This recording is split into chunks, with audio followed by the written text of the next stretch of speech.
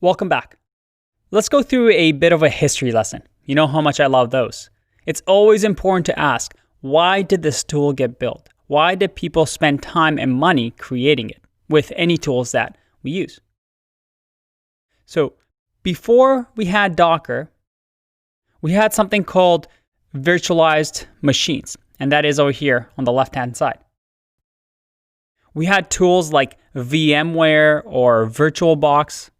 And virtual machines are what we call sandboxed environments, which contains a full-fledged computer with its virtual hardware, operating system, kernel, software. And as you can see in this diagram, it's like having, if you can imagine this being one computer, a virtual machine was like having another computer on top of it. So you had app 1 running on an operating system on this computer, app 2 running on the same computer, but again, another operating system. And you can see it was pretty big, but this allowed us to solve this problem of having things run in an environment, that is the blue environment here, the orange environment, the red environment, in a consistent, predictable manner. And because there were such big things that had their own operating system and libraries, that sometimes it took a few minutes to even boot up these applications. Now, Docker came along and changed the idea a bit. You see, with Docker containers, they wrap up the software in a complete file system that contains everything it needs to run, just like we had with virtual machines. You had code, runtime, system tools, system libraries. Anything that you could install on a server, you can use with Docker. And again, this guaranteed that it will always run the same regardless of the environment it is running in. Now, containers are a lightweight alternative to the full machine virtualization or virtual machines.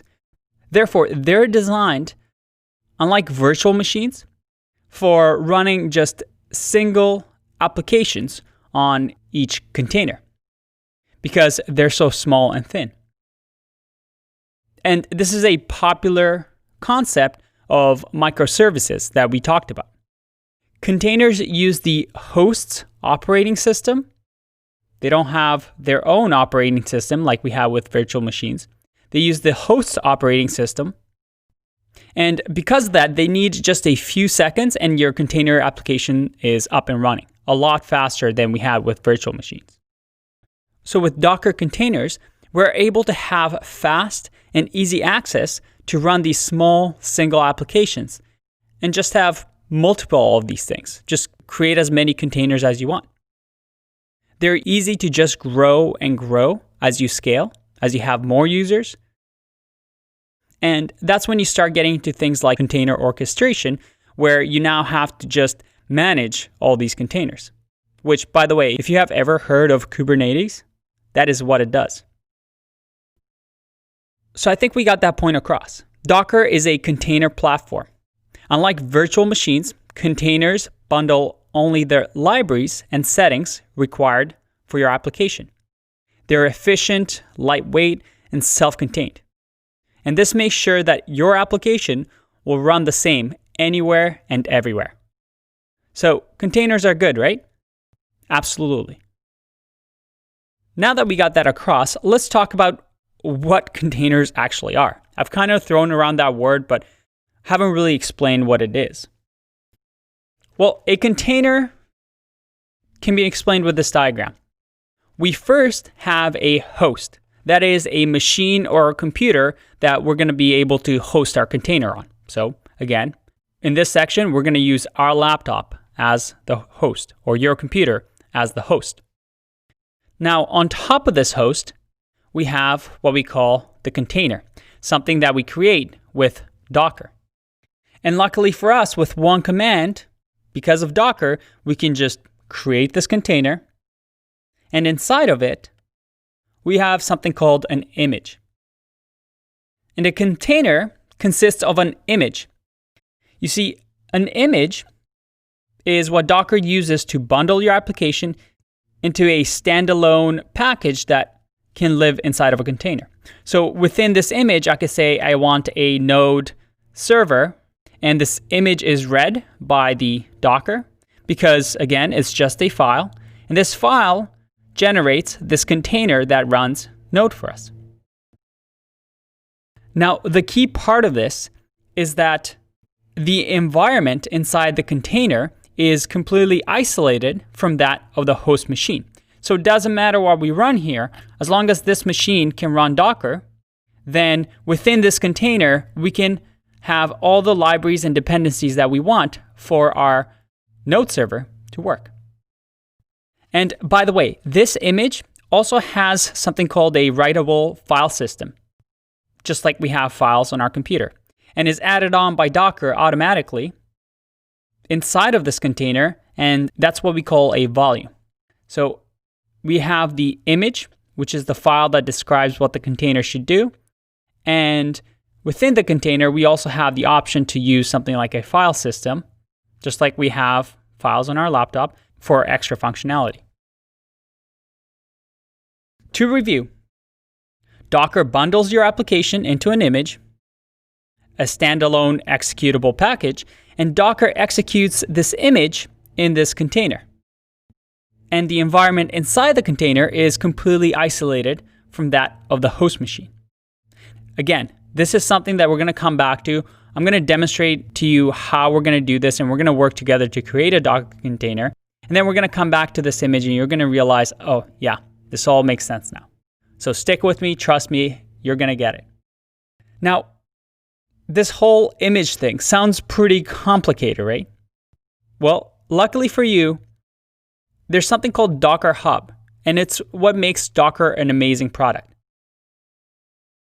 You see, Docker Hub, simply hub.docker.com, is kind of like NPM in JavaScript land. With Docker Hub, it provides a store-like website where you can search and download images to use that were already pre-written by people.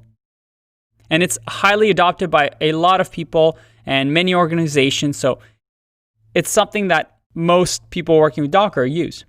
For example, if I scroll down, I see that, all right, there's a node image that I can use. If I click on details, I see that, all right, I have different node versions that I can use. Let's say I want to use 9.11. I can click on the Docker file here, and look at that. Although this may look like gibberish now, we're going to go over this a bit in later on videos, but this is the Docker image. By just using this file and running Docker with it, it's going to create a container that has the node version 9 already set up for us.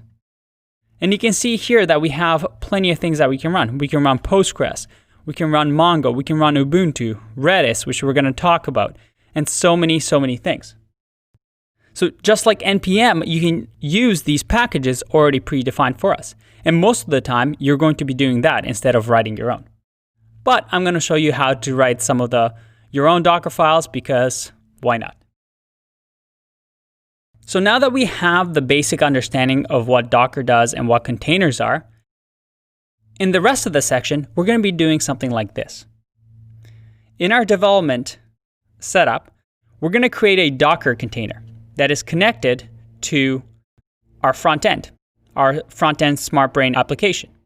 Now, within this Docker container, we already have our Node Express API, but we're also going to bring in our Postgres, as well as eventually Redis for session management, again, coming up in future sections. And by putting all of this in a container, we can just run one single command and have the database, API server, Redis database all running, getting started, getting booted, and starting together in this one container. It's going to be like magic. And by the way, in most production setups that you see with modern companies, you'll see something like this, where you have our client-side application, our SmartBrain, that has some sort of a load balancer. And this load balancer just distributes to different API servers so that if we have a lot of traffic, we don't clog up one API server. And we have these API servers cloned because they're just simple Docker images. So by just creating more and more containers, that's easy for us to do. And don't worry, I'll show you how to do a load balancer as well in an upcoming video. And these API servers now connect to databases like Postgres, and we can have multiple databases again to handle all the load. And also they can connect to something like Redis, which we'll talk about, that manages caching or session management.